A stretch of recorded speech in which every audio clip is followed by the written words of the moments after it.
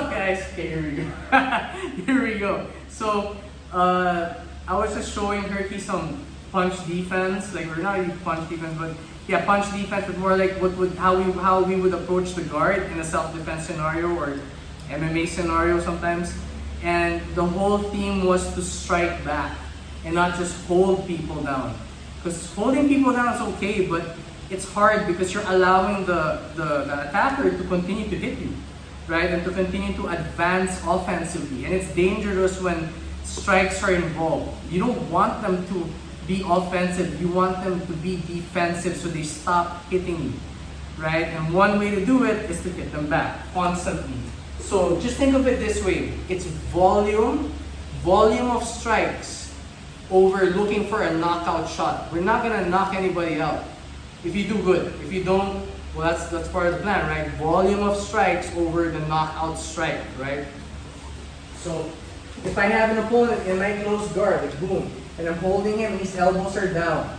I don't want to just hold him down, right? I want to be able to like hold him, obviously, but be able to strike. So watch, I bring my knees not to the hip line. Okay, so let's rotate one time. See this? So look at this. I don't want my knees on the hip line here. I want to climb them up to the shoulder line as best as I can. Tuck my chin, keeping my head off, the back of my head off the mat. I can cross grip my own leg, like a rubber guard in a way, right? So just to hold him down. Now from here, look.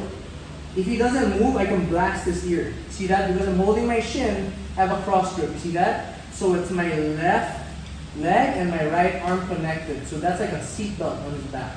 Then I even reinforce it with my right leg and pull down. Pinch my knees in. And now I have a free hand. So I can keep hitting his ear, right? I can hit the back of his head. It's dangerous though, for self-defense, you know. And he can't really hit me with his arm, see, because he needs it to post.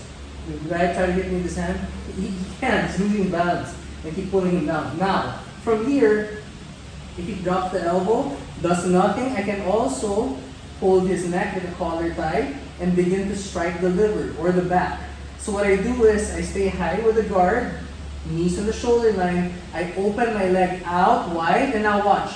With the wide leg, I just bend my knee, boom, and I hit whichever part of the back I can to bother him, right? I don't throw my whole leg back because I missed the target.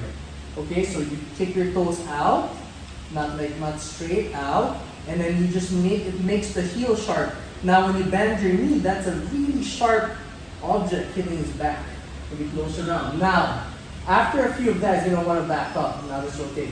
Now the one thing I'm waiting for is this arm on the side of the collar tie to straighten up. So after a few shots on the back, when he pushes off the arm that's in the overhook, right, or the arm trap, I don't really do much. I continue to strike. So push off his hand. I continue to strike. Hold him down. I continue to strike.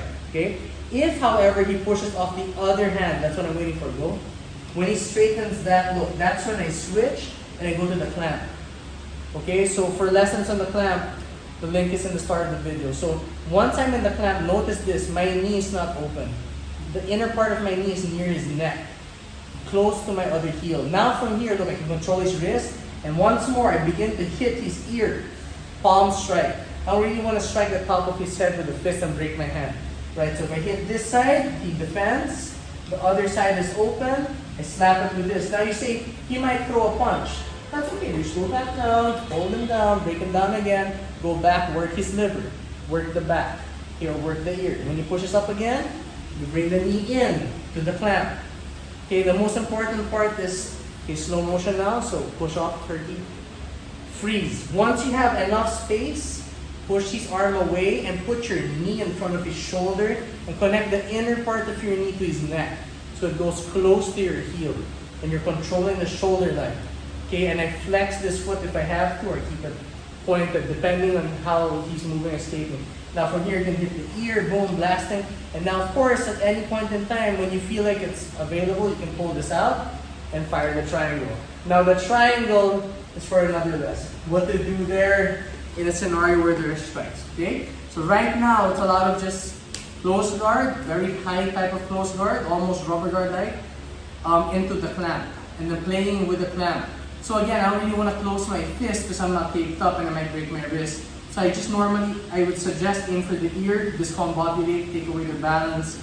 The back of the head's okay, but very dangerous. Be careful with this. And don't use excessive force, just use what you need, right? And again, this is more for MMA, for a self-defense scenario. But again, the best way out of a fight is not to be in one at the first place.